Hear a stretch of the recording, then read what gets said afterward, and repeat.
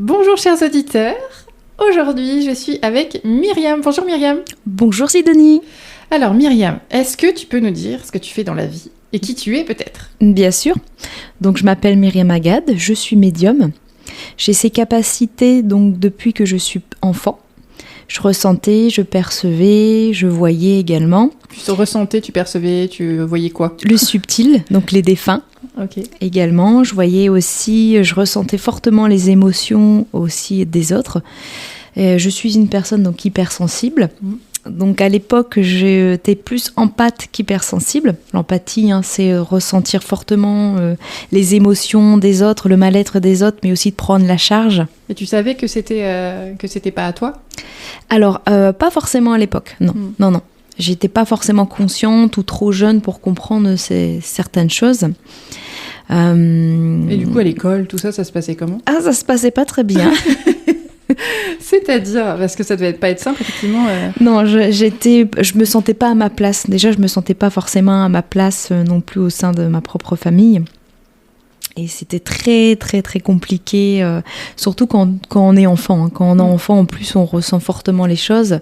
À l'école, non, je n'avais pas forcément ma place. Je comprenais pas pourquoi j'étais là. Je comprenais pas forcément non plus comment les autres réagissaient. J'étais souvent, en fait, isolée. De ta part, tu voulais t'isoler Oui, je me sentais pas bien forcément à l'école. Donc tu ressentais tout ça, donc tu savais pas ce qui se passait et tu voyais le subtil, mais même à l'école, tu avais conscience que c'était pas tout le monde comme ça ? Oui, je me sentais un peu bizarre en fait. Ah oui. Surtout quand t'es enfant, tu comprends pas forcément ce qui t'arrive, tu comprends pas ce qui se passe. C'était quand même plus les ressentis enfants. Je voyais pas forcément tout le temps non plus, et heureusement, je pense. Il y a peut-être pas de hasard là-dessus non plus. Non, je ne pense pas. Mais c'était plus, des sensations assez fortes, des ressentis très, très, très forts.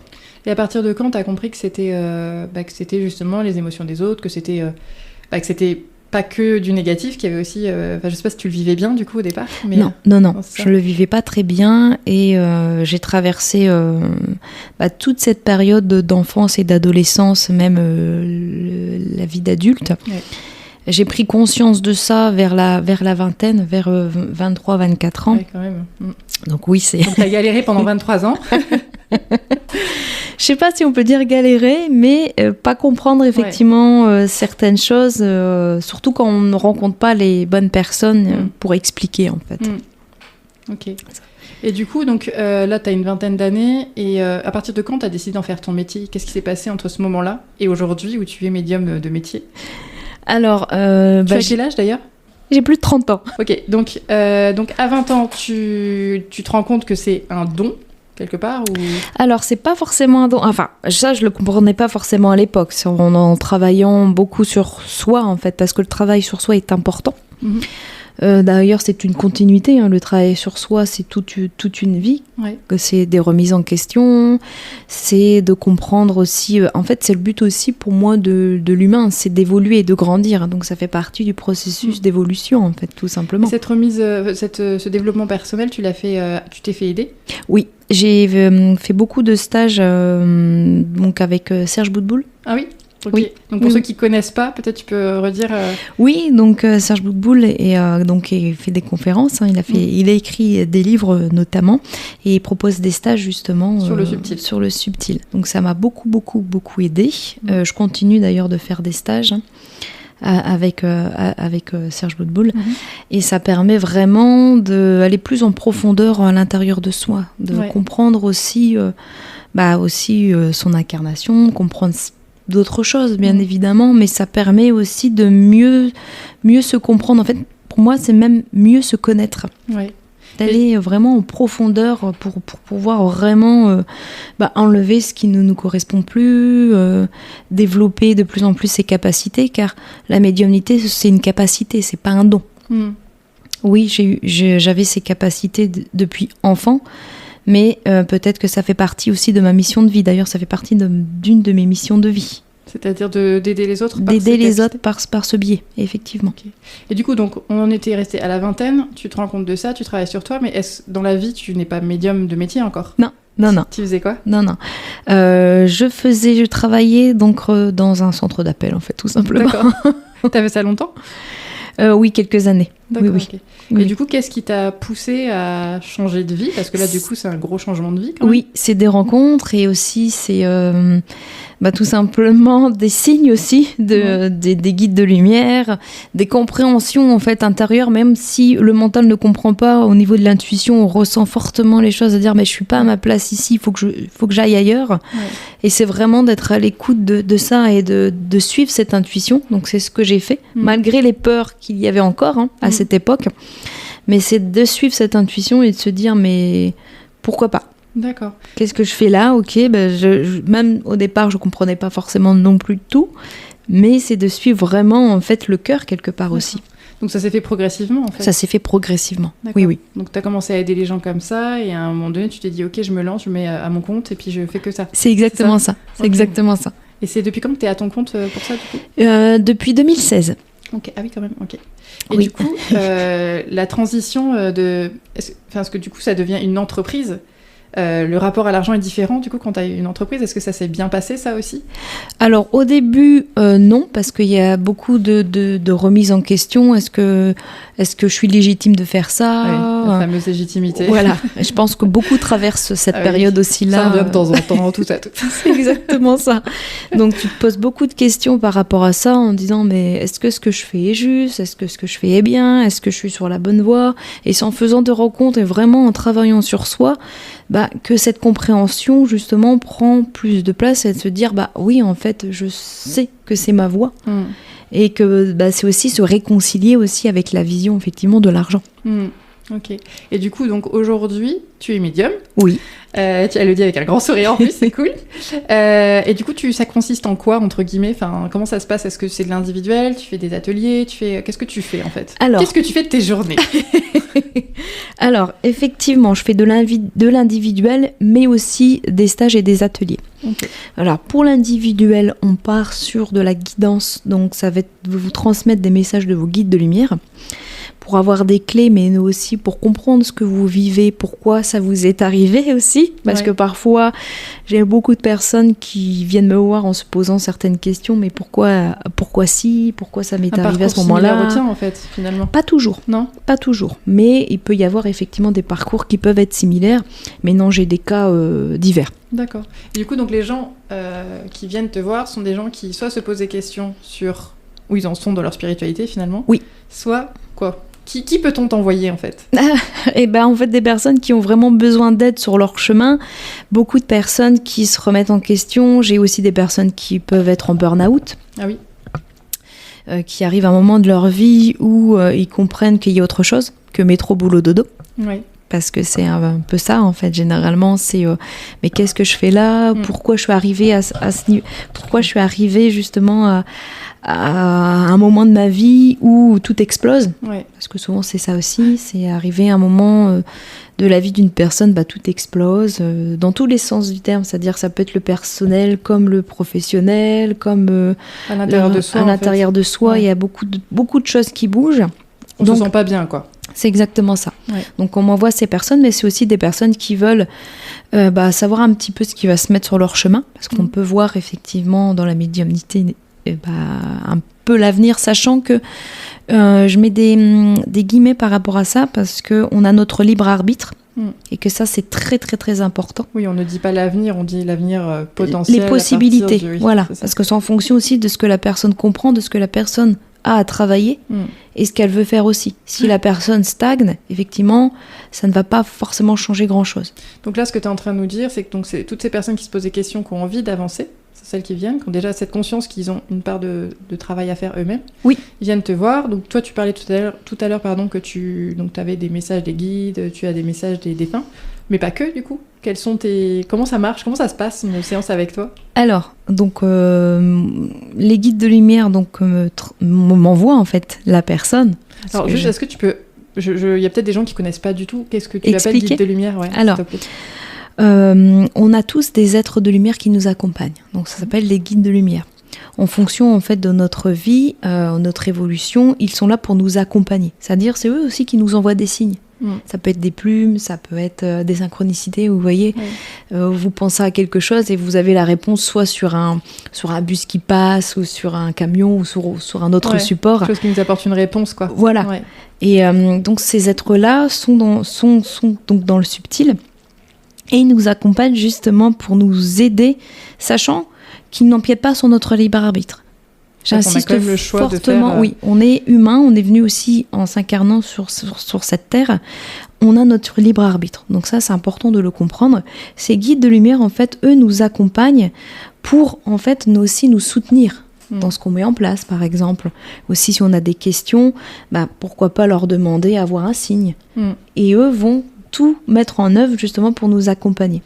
Donc moi, mon rôle, c'est vraiment de vous transmettre leur message pour vous aider justement sur votre chemin. Comprendre un petit peu ce qui se passe. Tu fais le lien, en fait. Je fais le lien, je suis canal, en fait, quelque part. J'ai une blague là-dessus, je suis comme un tuyau, en fait. C'est très joli. Très joli. D'accord. Et donc, du coup, tu mets en lien donc, avec je recommence. Tu fais le lien donc, entre les personnes qui viennent te voir et ces guides de lumière. Donc, tu donnes des messages. Oui. Et donc, quand les gens arrivent, ils se posent et tu leur poses des questions. J'imagine, je sais pas comment ça se passe en fait. Pas forcément les questions. En fait, je dis à la personne, voilà, je vais vous transmettre ce qu'on me renvoie. Et après aussi en fonction de ce que je vois, parce que je vois aussi sur la personne les blocages qu'il peut y avoir. Tu vois, c'est-à-dire visuellement Visuellement, j'ai des flashs en fait. D'accord. On me renvoie des flashs. Et donc du coup, on va commencer la séance en transmettant les messages. Et puis, je peux utiliser aussi parfois des oracles. Parce que la personne aussi aime bien voir un petit peu au niveau... D'avoir un petit support visuel, en fait, ça rassure quelque part. Donc pour éventuellement les gens qui ne connaissent pas les oracles, c'est donc des cartes. Des cartes, oui. Voilà, ce sont des cartes. Ce n'est pas des cartes dans un but divinatoire, mais plus d'accompagnement aussi, en fait. D'accompagnement. Il y a des oracles qui ont un but divinatoire, que j'utilise aussi également. Oui, l'oracle G, par exemple. Ok, très bien. Ok, donc là, les gens viennent, donc c'est une discussion finalement entre les guides et eux, et toi, t'es là au milieu. C'est ça, j'ai un peu ça, c'est ça. C'est ça. Ça dure combien de temps en général ? La séance dure 1 heure, généralement. Et ça va, t'es pas trop crevée après ? Non, ça va. Sincèrement, ça va parce que ça nourrit en fait. On est connecté au plan subtil de lumière et on est vraiment dans une énergie en fait d'amour, de bienveillance et c'est vraiment une belle énergie. Et est-ce que alors je dis le mot travail, mais ça fait bizarre Est-ce que ce travail, ça exige une certaine hygiène de vie à côté ? Est-ce que tu ressens des différences si par exemple, je sais pas, t'as mal dormi ou si tu prends pas soin de toi, est-ce que tu ressens une différence dans ta façon de travailler ? Oui. Pour moi, c'est important d'avoir une... Alors, je suis pas moine ou non plus, donc c'est une hygiène en fait qui est quand même importante, c'est-à-dire la méditation, le recentrage sont extrêmement important, tout de même. Donc le recentrage, peut-être tu peux expliquer aussi. Alors le recentrage, c'est vraiment prendre des moments pour soi. C'est-à-dire que quand on sent qu'il y a énormément d'énergie, que ça brasse beaucoup d'énergie, c'est important d'être en retrait. C'est-à-dire de prendre le temps de se coucouner quelque part. Vraiment de se ressourcer, de se recharger, notamment au sein de la nature. Oui, c'est ce que j'allais te demander, comment tu fais toi ? Tu vas au sein de la nature, se connecter. Je me connecte tout simplement en fait à l'énergie de la nature et je me laisse en fait guider en fait par ce qui vient. La méditation, c'est pareil. Après, j'ai des exercices grâce au livre de Serge Boutboul et aussi au stage, des techniques qui permettent de se nettoyer, de se recharger, de se purifier, qui sont importantes. Notamment de se protéger parce qu'on vit dans un monde quand même qui est très énergivore en fait. On sort, on sent vraiment en fait il y a de plus en plus de personnes, je reçois notamment de plus en plus de gens en fait qui viennent et qui n'ont pas forcément conscience, qui n'avaient pas forcément conscience plutôt avant de tout ce qui se passe en fait, de l'énergie qu'il peut y avoir autour en fait. Et ces personnes-là ressentent effectivement beaucoup de fatigue. Par exemple, quand ils vont faire les courses quand ils vont faire un grand magasin, des choses comme ça ? Oui. Quand ils vont faire les courses ou quand ils vont même à leur propre travail, et ben ils se sentent vidés. Parce qu'il y a des gens autour et que ça aspire de l'énergie. Il y a aussi parfois, alors c'est fait inconsciemment, il faut savoir que c'est fait inconsciemment, on appelle ça des vampires énergétiques, mais il y a aussi l'énergie que ça brasse autour, notamment par exemple si en plus vous avez des planètes qui rétrogradent. Ah, les fameuses planètes, alors vas-y, parce que ça on l'entend de partout. Ça veut dire quoi les planètes qui rétrogradent? Alors j'ai pas une grande connaissance dans ça, mais certaines planètes en fait vont nous ralentir quelque part. C'est pas forcément quelque chose qui... Alors je sais que ça peut paraître désagréable. Ouais. et je comprends, mais ça permet justement aussi parfois tout simplement de se recentrer, de se retirer, de se recharger. Au lieu d'être tout le temps dans l'action. C'est-à-dire que quand on se sent fatigué, plutôt que de vouloir lutter, il faudrait s'écouter. S'écouter, se ressourcer, se recharger. De toute façon, ça ne sert à rien de lutter. Plus une personne va lutter, plus elle va s'enfoncer. Plus elle va être fatiguée. Plus elle va être fatiguée. Le but aussi, c'est justement pour apprendre et ressentir les choses dans les plans subtils, c'est d'avoir justement des moments de ressourcement. Quelqu'un qui est tout le temps dans l'action aura beaucoup de mal à ressentir, notamment au niveau de l'intuition. Donc le mieux, c'est de pouvoir se recharger, se recentrer, d'être au calme, être vraiment en mode cocon pour pouvoir vraiment se reconnecter. D'être en mode pleine conscience, quoi. C'est ça, c'est exactement ça. Ok. Est-ce que tu as, par exemple, un exemple, alors sans donner de nom, bien sûr, mais un exemple d'une... Alors, je sais pas si tu dis un suivi avec toi, je sais pas si tu parles de suivi. Oui, suivi ou consultant. Est-ce que tu aurais un exemple à nous donner d'une belle progression, un beau souvenir que tu as dans tes consultations? Bien sûr, c'est par rapport au stage que je propose. J'ai toujours une dame, en fait, qui fait tous les ans mes stages. Alors justement, tes stages, oui, c'est vrai qu'on n'en a pas reparlé. Peut-être parle du stage d'abord, peut-être. Et je vais parler du stage. Ta belle histoire. Alors, les stages que je propose, c'est justement pour développer donc, notamment la médiumnité. Mais aussi pour apprendre donc à comprendre pourquoi notamment vous êtes venu sur le plan terrestre. Donc il y a dans ce stage on développe les capacités donc intuitives, les perceptions. On va aller aussi se libérer au niveau émotionnel, donc faire des libérations donc sur le plan subtil, c'est-à-dire on va vraiment travailler en profondeur pour libérer, donc ça peut être des anciennes blessures, ça peut être aussi sur le transgénérationnel, comme le dernier stage où on a travaillé sur le transgénérationnel. Je crois que c'était dans l'air du temps en 2023 le transgénérationnel, j'ai Oui, l'impression. parce que en fait la montée vibratoire aussi terrestre, donc tout ce qui se passe actuellement fait que chaque individu se libère aussi, mais libère aussi ce qui ne lui appartient pas. Il faut savoir que dans notre lignée, c'est-à-dire que nos ancêtres, nos parents nous transmettent certaines choses. C'est pas, encore une fois, ce n'est pas fait volontairement. Faut pas leur en vouloir. Oui, on a ça dans les gènes, en gros. Voilà, c'est des choses qui peuvent se transmettre et qui ont besoin d'être libérées. Donc au niveau émotionnel. Émotionnel, mais aussi au niveau subtil. Je vous donne des exemples, il y a pas que ça, il y a d'autres choses. Et du coup, ça permet justement de savoir où vous en êtes, mais aussi c'est un moment pour vous. Donc c'est l'atelier, un moment... Le stage sur plusieurs jours, C'est un moment vraiment où vous prenez le temps pour vous, mais aussi c'est pour vous développer vos ressentis, vos capacités. Mais on travaille beaucoup en fait. Pendant ces 3 jours et demi, c'est du travail quand même qui peut être intense. On est crevé, quoi. Non, vous êtes bien, je vois les visages qui changent. Oui, il y a des moments où on travaille sur le subtil, donc il y a des choses qui s'en vont. Ça bouge, pour revenir sur des énergies beaucoup plus douces, beaucoup plus bienveillantes, des énergies vraiment lumineuses. Donc effectivement, j'ai une personne qui fait tous les ans de ses stages et je vois effectivement son évolution. Et elle-même m'a mis d'ailleurs un avis, et je la remercie pour ça, parce que ça l'a changé complètement, en fait. Ça a complètement changé apparemment sa vie, d'après ce qu'elle me dit. Quand elle est arrivée, elle était comment ? Enfin, c'était quelqu'un de stressé ? C'était quelqu'un qui était stressé, c'était quelqu'un qui avait beaucoup de mal à gérer aussi certaines de ses émotions, qui avait beaucoup de blessures aussi et qu'elle ne comprenait pas forcément. Et petit à petit, elle se libère. Et je vois son évolution. Et c'est ça, en fait, que je vois. C'est extraordinaire. Moi, je veux vraiment que la personne se sente bien. Okay. C'est le but. Et ça marche. Oui, ça marche. Et qu'elle trouve sa place. Ouais. Parce que je sais que c'est pas toujours évident de trouver sa place. D'accord. J'ai vécu ça, j'ai traversé ça, donc c'est pas toujours simple, c'est pas toujours évident.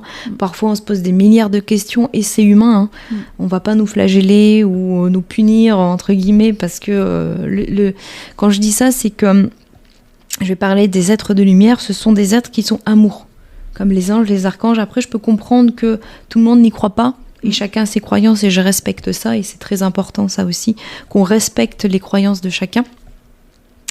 Mais ces êtres-là sont là pour nous accompagner et ils ne sont qu'amour. J'ai du mal, c'est vrai qu'on a du mal au niveau du ressenti. J'aimerais bien ressentir ça en fait, parce que moi je sais que j'avais une amie médium qui m'avait dit qu'un jour elle avait fait une expérience où elle s'était sentie elle-même que amour. Et du coup, le retour sur Terre a dû être compliqué, quoi. Oui, c'est délicat, parce que j'ai vécu aussi cette expérience et on ne comprend pas forcément. On a l'impression... En fait, on ne fait qu'un, effectivement. On est dans une bulle d'amour, en fait, inconditionnelle. Donc, on ne connaît pas forcément cet amour, en fait, sur Terre. Ouais. Et c'est vrai que quand on revient, on se dit, qu'est-ce qui s'est passé ? Je reviens, là. Où je suis. Ça doit être... Mais ça, on peut l'avoir constamment, en fait. C'est ce qu'on nous renvoie. Effectivement, je comprends que sur le plan terrestre, on est dans la matière. Hein. Donc, c'est lourd. En plus, c'est chargé. Mais c'est pour ça que j'insiste sur le fait de revenir à soi. Il est important. Se faire plaisir. Et c'est pas... revenir à soi, se faire plaisir, c'est pas se forcer, par exemple, à méditer. Oui, non. Ça peut être se faire plaisir, là je vais prendre un chocolat chaud. Je donne des exemples, hein, c'est peut-être tout bête. Hein, c'est très d'actualité, nous sommes au mois de décembre, oui, en plus. Quand on enregistre. Mais ça peut être aussi, tiens là j'ai envie de me faire plaisir, j'ai envie de regarder un film drôle ou ce que vous voulez, ou ça peut être jouer. Ouais. Jouer à des jeux vidéo, parce que je sais que moi j'aime jouer aux jeux vidéo. Quand je dis aux gens j'aime jouer aux jeux vidéo, ah bon, ça les étonne. Oui, ça me fait du bien, ça me fait plaisir. C'est mon enfant intérieur qui aime aussi se faire plaisir. Et ça, c'est des moments à vous. Donc ça peut être faire du sport, ça peut être aller dans la nature, peu importe, mais faites quelque chose qui vous fait du bien, où vous pouvez en fait être tranquille avec vous-même. On n'a pas à culpabiliser de prendre du temps pour soi. Non, quoi. Et surtout, ce que j'entends aussi souvent, parce que souvent j'ai des femmes dans ce que je reçois en fait, dans les personnes que je reçois, pardon, et souvent il y a certaines personnes qui disent « Ah oui, mais je peux pas parce que j'ai des enfants » ou « Je dois faire ci, je dois faire ça ». Oui, je comprends. Mais avoir des moments pour soi, rien que pour soi, sans être en mode maman ou en mode je dois faire les courses, etc., c'est très important. Ouais, ça devrait faire partie des priorités, quoi. Oui, c'est de pouvoir vous recentrer. Et surtout, c'est là aussi, c'est dans ces moments de blanc, c'est-à-dire vraiment moments de calme, que vous pouvez aussi avoir les messages de vos guides de lumière, mais aussi de comprendre certaines choses, d'être vraiment à l'écoute de vos ressentis. Et du corps, parce que votre corps parle aussi. Oui, ce que j'allais dire, parfois ça peut même être un moment entre guillemets désagréable, parce qu'il peut y avoir de la tristesse, il peut y avoir des choses, mais c'est important, quoi. Les émotions désagréables, en fait, c'est important de les accueillir, pas de les rejeter, parce que sinon elles vont ressortir par la suite, mais encore plus fort. Oui, et pas forcément au bon moment. Et pas forcément au bon moment, justement. Et c'est souvent le cas. Souvent, ça ressort pas au bon moment. Ce serait trop facile, sinon. Ok, et du coup, en individuel, ces stages, et tu fais aussi des ateliers, c'est ça? Alors, je fais des ateliers, mais aussi en individuel. Ce que j'ai oublié de vous dire, c'est aussi que je fais des accompagnements énergétiques. C'est-à-dire que la personne a un mal-être, on va venir donc travailler sur elle, donc avec les guides de lumière, pour tout simplement enlever les charges, nettoyer les chakras, on va réharmoniser en fait, et rééquilibrer ou accompagner la personne si elle traverse, par exemple, si elle a un mal-être, elle va traverser, toujours bien évidemment avec le médical, ça j'insiste là-dessus, c'est le médecin d'abord, mais c'est un accompagnement énergétique en fait, tout simplement. C'est là que tu dis accompagnement, c'est d'abord médecin et toi. Par exemple, la personne elle a mal au dos, on va l'accompagner pour travailler sur le subtil. Oui, ça c'est très important de le savoir, c'est le médecin d'abord. Ok, et donc du coup, les ateliers. Oui. Que sont... Alors, on a dépassé le temps, je m'en doutais. Tu peux me dire en quelques mots, du coup? Pardon. Non, t'inquiète, c'est pas un souci. Alors, les ateliers que je propose, donc il y a les ateliers angéliques, où là, justement, on va apprendre à connaître le monde angélique. Okay. Donc, pendant cet atelier, il y a 2 parties. La première partie, donc, on est plus sur apprendre et connaître le monde angélique. Donc, c'est-à-dire les anges, les anges, les archanges, plutôt les archanges. On va travailler aussi, on va faire quelques exercices avec eux. Et la deuxième partie, on va aller plus en profondeur, justement, à travailler sur des blessures. Okay. Notamment avec, par exemple, on va prendre l'archange Saint-Michel, on va travailler... que j'aime beaucoup d'ailleurs, on va travailler justement sur, par exemple, à couper des liens énergétiques négatifs. On va aussi apprendre à nettoyer certaines charges aussi à ce niveau-là. D'accord, ok. Et ça, c'est sur une journée? Ça, c'est sur une journée. Ce sont des ateliers que je propose aussi à la librairie Le Vif de Caen. D'accord. Oui, j'allais dire, sinon tu reçois ici. Donc, sinon, je reçois au sein de mon cabinet, sous l'Ouvre-en-Bocage. Voilà, j'allais redire. Donc, ça a une petite trentaine de minutes de Caen. Oui, c'est exactement ça. En pleine campagne, on est trop bien là, c'est tout calme. Il y a des petits anges partout, des petites bougies, c'est trop bien. Merci. Il y a les ateliers aussi oracles. Donc les ateliers oracles, c'est apprendre à tout simplement utiliser divers oracles. Donc ça va être des oracles, ça peut être... Chez soi, donc. Chez soi, oui, tout simplement pour que la personne soit autonome. Donc ça aussi, je propose à la librairie L'Eau Vive. Et l'atelier Oracle G, où là, c'est spécifiquement l'Oracle G qui est un oracle divinatoire. Oui, mais ok, donc l'Oracle G, c'est celui qui justement a cette dimension divinatoire. Oui. Et du coup, tu apprends aux gens à peut-être prendre du recul sur... Prendre du recul aussi sur certains tirages. Je vais vous donner un exemple. Une fois, j'ai eu une dame qui m'a envoyé un message en panique parce qu'elle avait acheté l'Oracle G et elle ne savait pas forcément l'utiliser. Et dans son tirage, elle avait sorti la carte, la croix en fait. Il y a une carte, c'est la croix en fait. C'est synonyme de fin, ça peut être de mort, etc. Ça s'appelle la mort, non, c'est ça ? Elle a eu peur. Elle a eu peur.